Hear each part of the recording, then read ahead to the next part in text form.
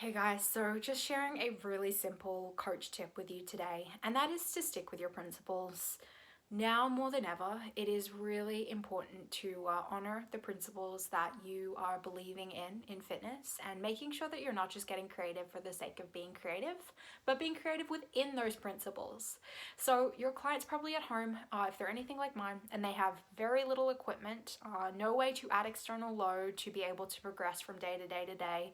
The program design is not going to be perfect. It's not going to be this periodized masterpiece that fits within their year skeleton in this 50-year plan. It's not going to be ideal, but it can still honor principles, and it can still be aligned with the goal of consistent movement for a lifetime.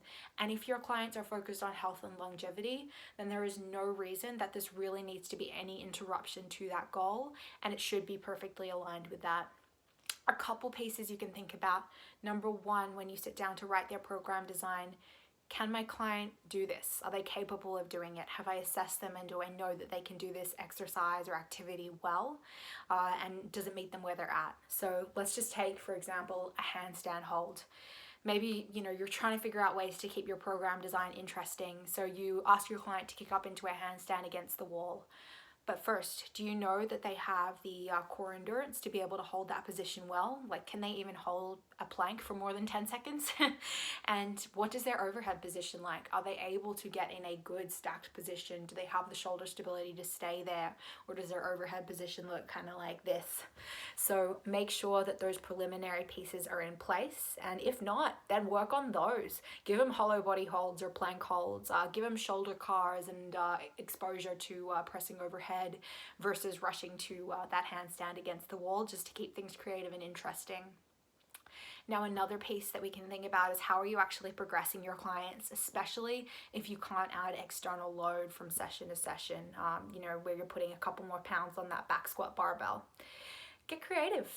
It could be adjusting tempo, and this will still very much sit within principles of program design that you know and believe in. So, extending tempos out or adding holds, making sure that you're giving your client a little bit more time under tension in exercises from session to session if they can't add load.